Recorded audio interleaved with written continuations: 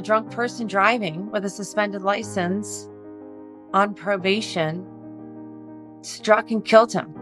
I think it's important that we educate people about the dangers of impaired driving. You know, marijuana is legal in many states. You can't drive when you take marijuana, gummies, vape, whatever. You can't drink and drive. And if you're taking a bike or a motorcycle or you're walking, you also have to think about all those people that are out there drinking and driving. All right, welcome back, everybody, to another edition of Finding New Waters. Sitting here with our CEO, Justin McClendon. And out in California, we have a very special guest today. We're very lucky to have her, Jen Levi. Welcome, Jen. Thank you. Thank you for having me.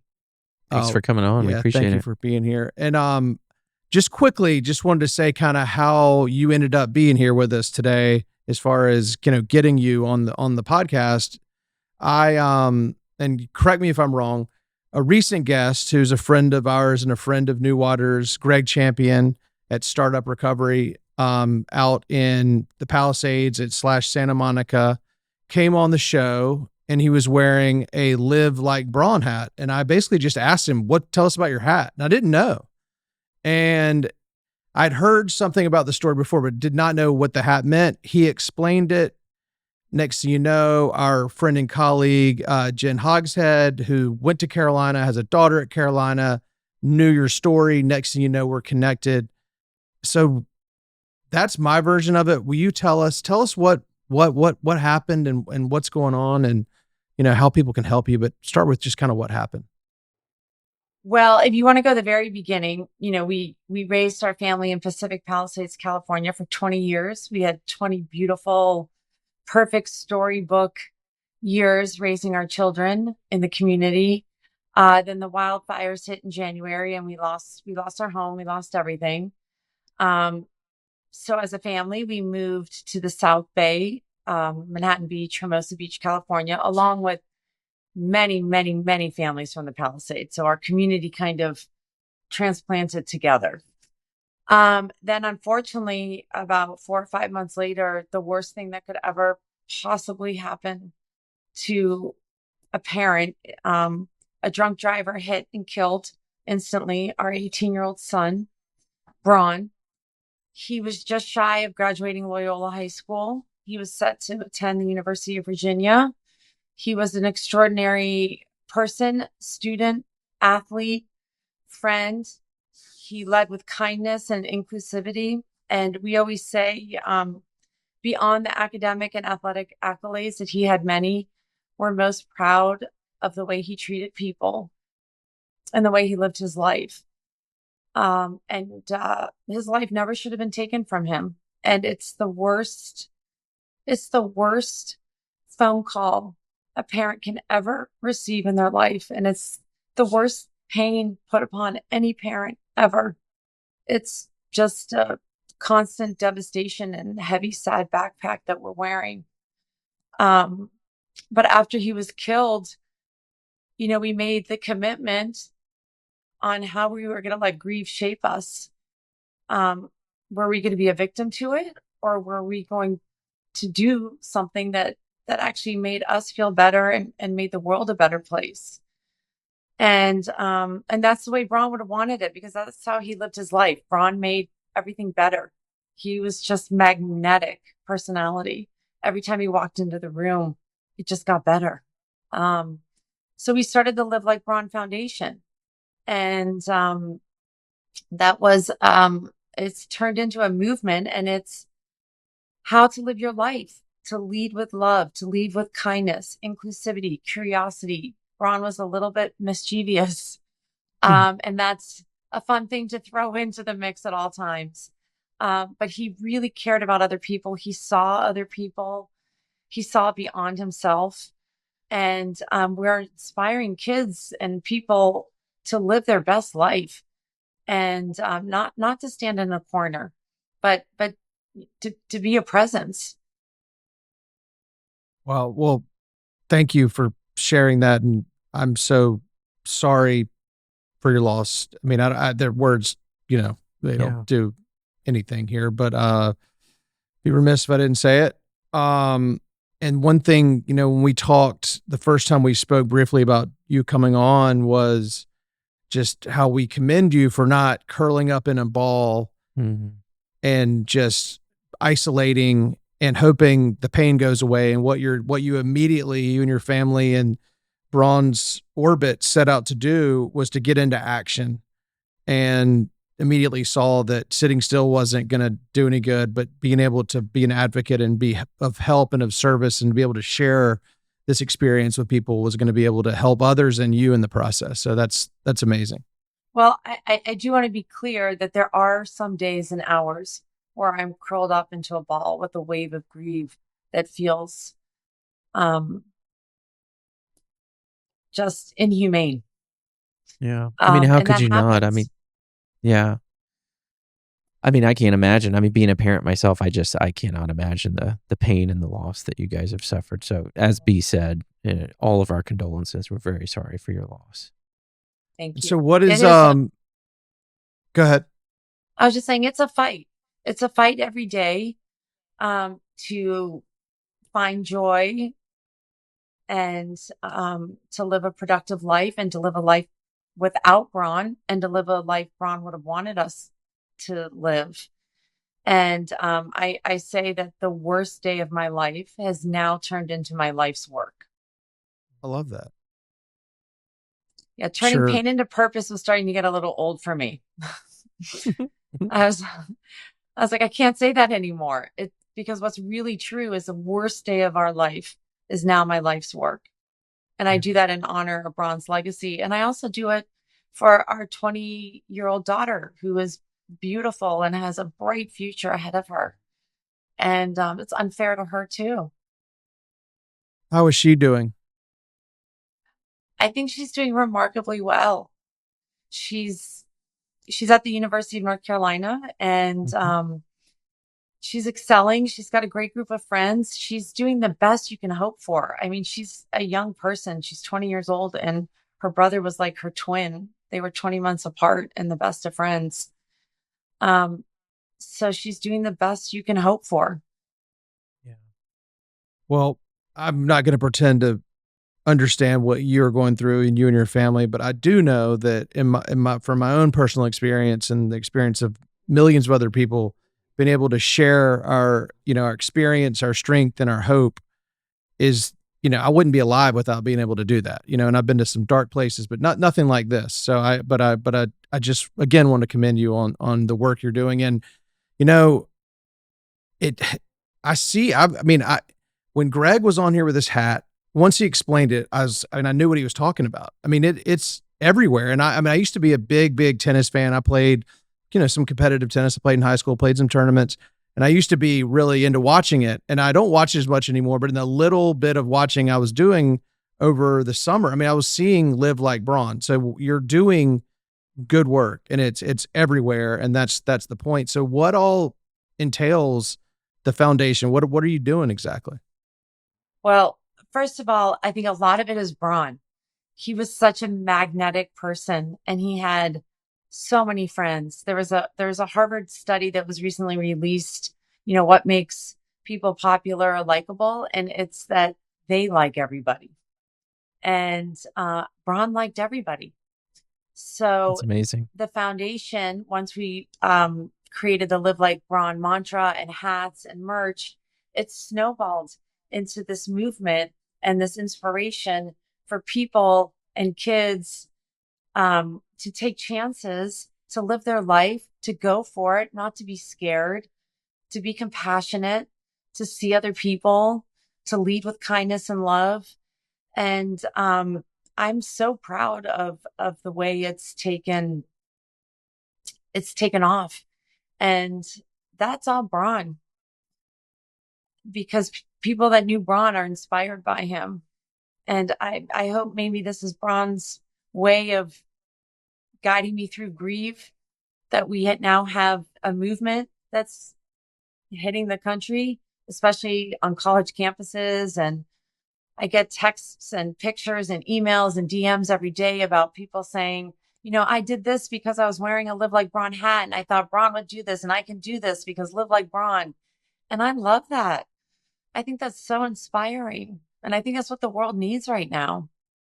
Yeah, I couldn't agree more. That's for sure. I think, as you just mentioned, I think the world could use a lot more of that. So that is absolutely amazing. Well, So tell us a little bit about the ad. Go ahead. I was going to say, you wanted to learn a little bit more about the foundation, right? Yes, Yeah. ma'am. Yep. So the foundation was set up with a few different arms. One is to continue the movement, Live Like Braun, the inspiration for people. Another arm is to provide academic scholarships to kids graduating from high school that want to go on to postgraduate work.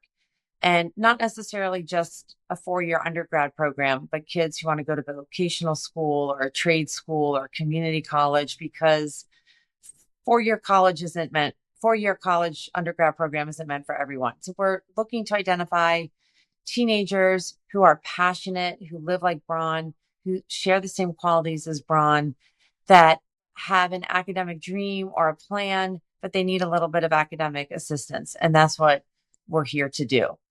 We're also donating to other charities that felt organic to Braun. He spent a lot of time as a counselor at RAD Camp, which is a camp for kids that have Down syndrome. And then we're also raising awareness of drunk driving. And not only don't drink and drive, which I feel like our society knows you don't drink and drive, right? There's Ubers, there's Lyfts, there's cell phones, you can call people. But also, you need to be defensive. Braun walked home the night he was killed. And he walked home because he thought that that was the safe option to do.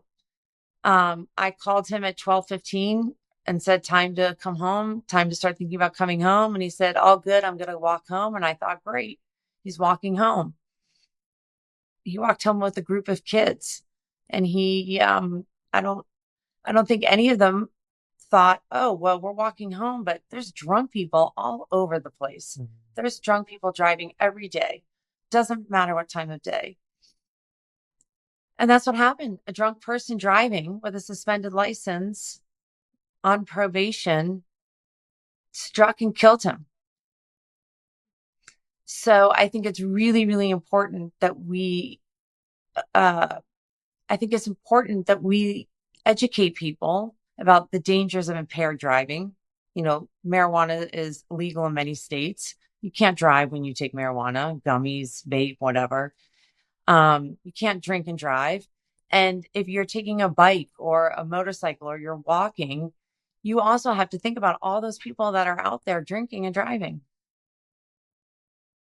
So exactly. And without having an opinion on anything, I just know that our country's drunk driving laws are very loose compared to some of our kind of other Western counterparts. I mean, I think in Australia, one DUI, I mean, you're in prison. I mean, in Europe, similar. Yep. And this is coming from somebody who got 2 DUIs when I was 20 years old in 1997. Something I'm not proud of, but I'll share it here. And another incident, I totaled a car after I'd been drinking. Nobody was hurt, not even me. There was just my car involved. But it's something lucky. That I think about all the time, and especially now talking to you. And I do think that and the irony is it's easier than ever to get a ride. Yeah, definitely. Ubers, cabs have existed forever, but there's just no excuse anymore. Not that there ever was, but there is literally no excuse now. But to your point, he was doing the right thing and walking home and not driving. And it's still, there we are, and again, without not having an opinion on it. I mean, it sounds like, our laws probably are too loose, and people are like, this person suspended license on probation out there driving. I mean, yeah. Well, I have big opinions on it. I'm sure you do. Bring it. Well, we live in California.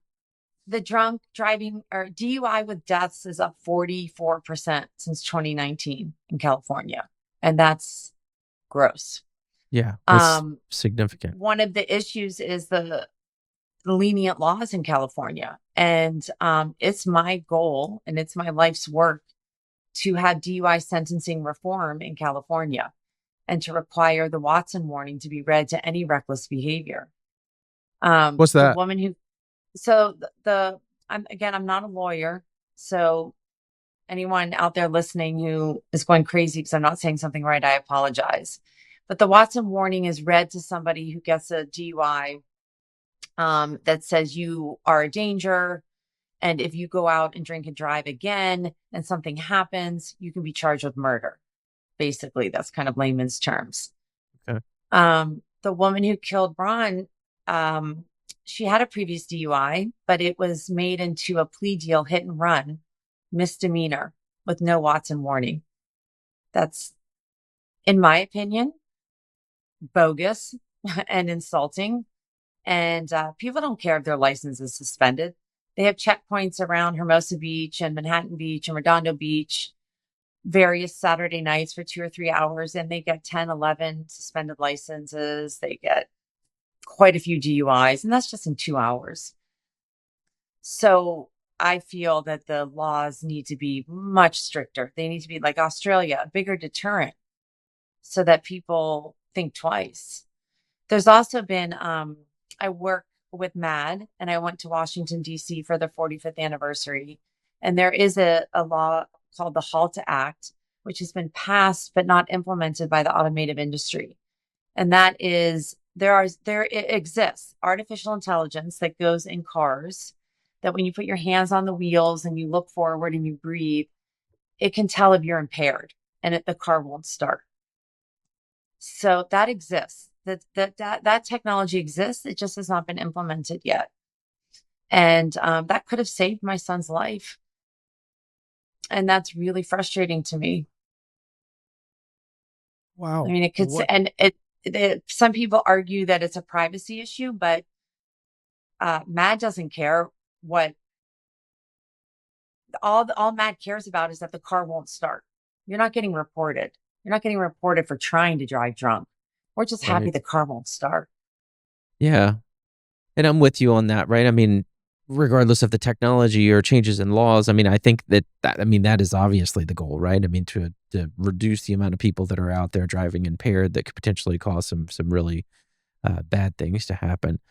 Jen, I'm curious, you mentioned, not to change the subject, but you mentioned trying to educate individuals more along the lines of like what your son was doing. Like, even though you're making the right decision, being aware that there's a danger out there.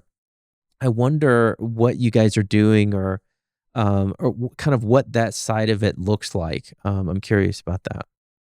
Well, I'm working with CHP and our local law enforcement on education programs at high schools. Okay. So we're trying to get into high schools and talk about not only impaired and drunk driving, but being defensive, because Mm-hmm. I think that that's something that has not been hit over the head. And every day, every day, I kick myself because when I was on the phone with Braun, when he said, I'm going to walk home, why didn't I say, okay, well, be really careful or really look both ways, or maybe can I just come and get you? Or why don't you take an Uber instead of walking? And I'm so mad at myself for not, as parents, that's what we do all the time. Like look both ways, or, be careful, or, be cautious if you're on a boat, be careful. We're always telling our kids to be careful and make smart decisions. And Ron did make a smart decision. He walked home. It was somebody Right. else that didn't make a smart decision. And I wish I would have been able to say to him, hey, listen, you're making a smart decision, but there's people out there that aren't. Yeah. Exactly. So when you say being defensive, other than what you just said, which is kind of the obvious, which, great parents like yours and mine and Justin's tell us to look both ways. Like what else is entailed there with being defensive? Um, I mean, there's a lot of things that are going to be defensive. Mm-hmm.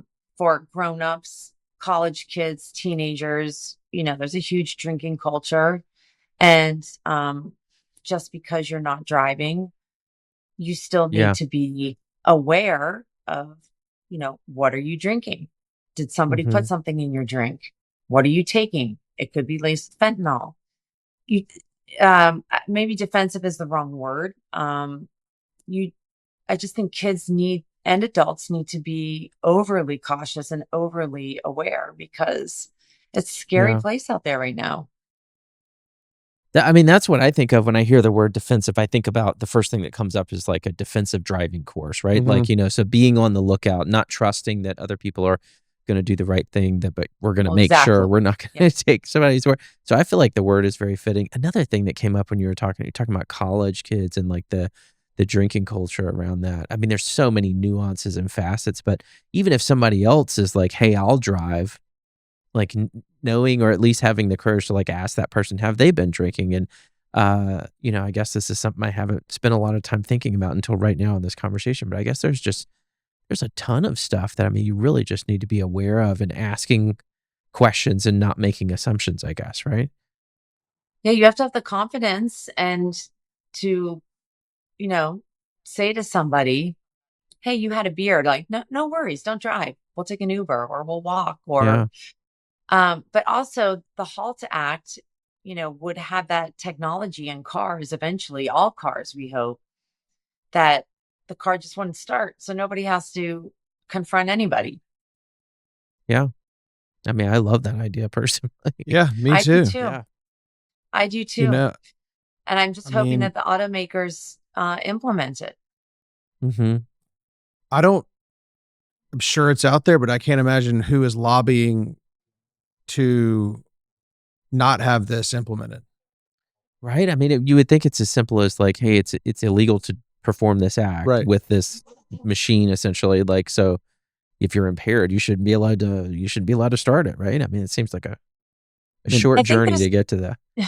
Yeah, I think the defense attorney industry. I'm sure. I guess. I mean, honestly, that's probably the only thing I can think of.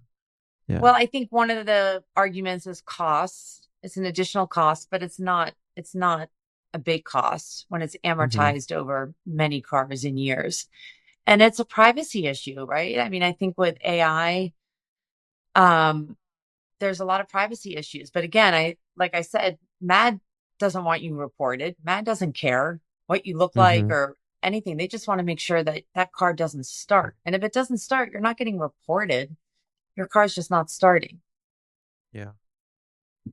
Were there any foundations you sort of modeled what Live Like Braun is like, or inspirations or people you've been able to connect with and get advice from? Yeah, it's been a runaway train, and we are taking our time and we are doing it with intention and integrity and making it feel organic to Braun. And we're still learning as we go. We're still in the very early stages. I'm still early stages of my grief. There are some foundations. There's the Teak Fellowship that is about 20 or 30 years old now, and the woman who started it, I've turned to her many times to say, am I doing the right thing? Am I moving too slow? Am I moving too fast? And we're just doing what feels right and trying to get as many people to support us as possible, because there's many different parts to Live Like Braun, right? It's the inspiration of how to live. It's DUI awareness and making change. And then there's raising money so that we can give scholarships, which we'll start doing this spring, to graduating seniors. And I'm so excited for that. I'm so excited to give gifts to children, or to kids. They're not really children, right? They're 18. But I'm so excited to start being able to give back. We're also looking at helping rebuilding the tennis courts at Altadena and Pacific Palisades, which were all destroyed by the wildfires.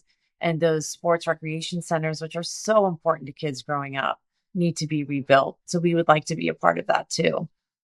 Braun spent his whole life growing up at public tennis courts, public recreation center, playing basketball, soccer. It's a big part of kids need that.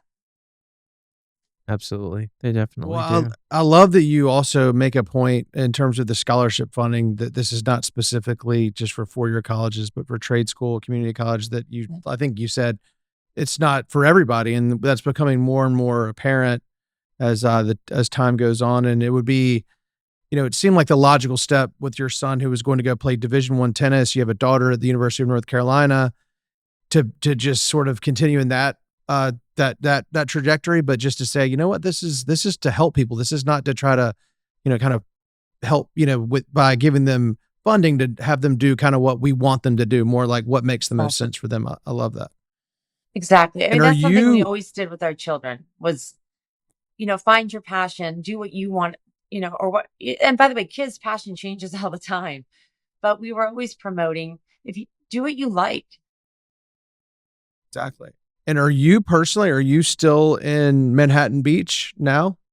So we are in Hermosa Beach, Okay. in a rental house, and we are rebuilding our home in Pacific Palisades, and we're moving along, and Good.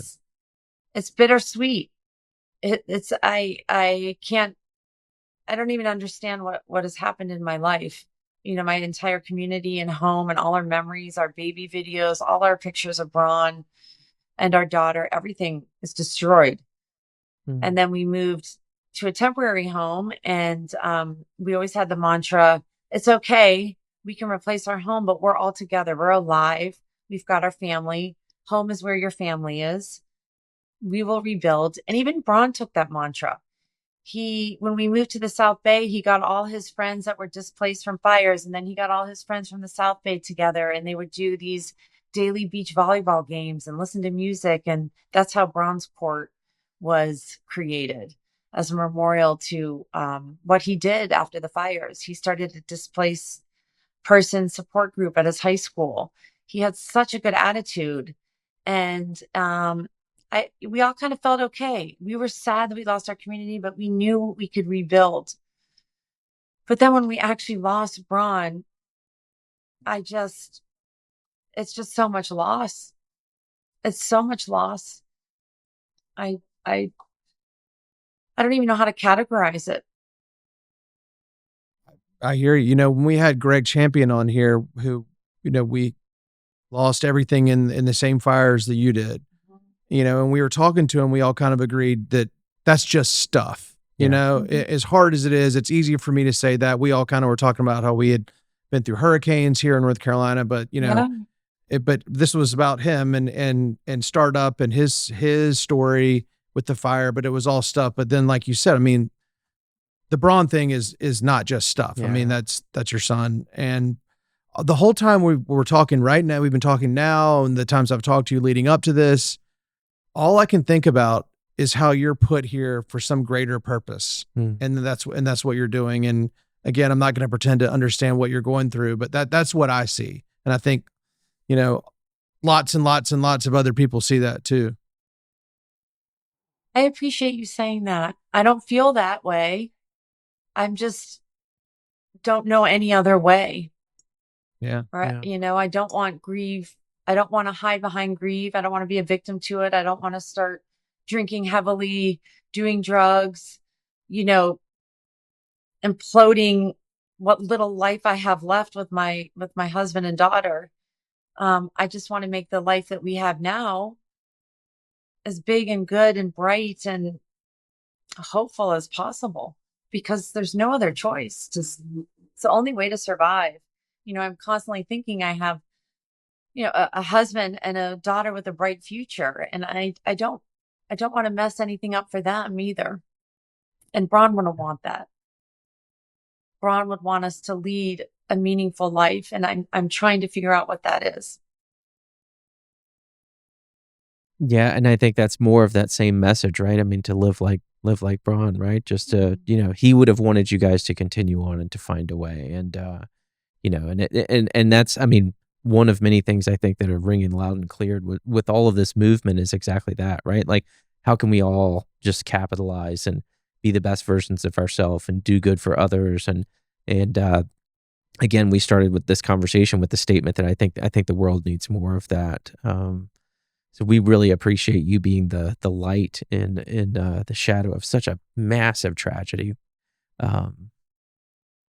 Yeah, well said. I mean, I was just thinking, for me, it could seem like if I were in your shoes and I was doing all this for this foundation and advocacy, that sometimes I would need to remind myself I need to like you just said, live like Braun also, Yeah.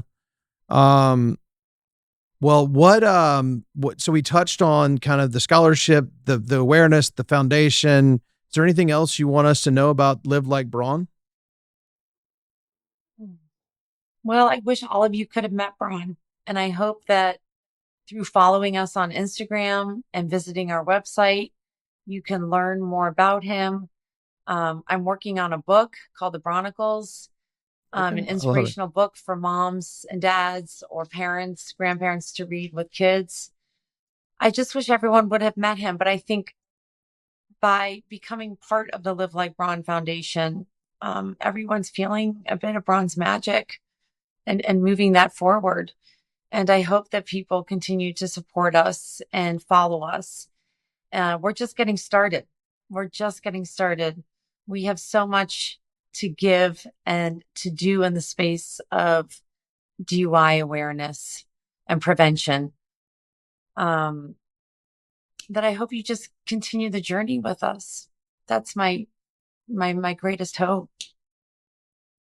On that note, will you tell our listeners, we're going to post in our show notes and everywhere we can, all your information and Live Like Braun, but just, so people can hear it as well. How do people find you? Well, they can go online to www.livelikebraun, BRAUN, foundation.org. You can also go to Instagram and follow Live Like Braun Foundation. You can also follow my Instagram, which is Jen Levi, JENNLEVI 2016. And those are the 3 places right now. If you go to our website, you can scroll through, you can cruise the website, you can see all the press we've done and the stories, pictures of Braun, part of Braun's personal statement that he wrote to Virginia. Just enjoy the experience of getting to know Braun. And we really, really appreciate everyone who's supporting us and keeping Braun's legacy alive and strong, because he was such a great kid. He was a really magnetic, special kid. Well, thank you so much. It's been an honor to have you on here today and telling us about Live Like Braun and your story. And we just keep up the good work. And thank you. Thank you. Thank you. I really appreciate the opportunity. I love the North Carolina connection. Thank you for letting me tell our story and to talk about Braun. Thank you. Thank you, Jen. If you liked what you heard today or just want to know more, give us a call on 919-670-8119 or visit us at newwatersrecovery.com. Thank you.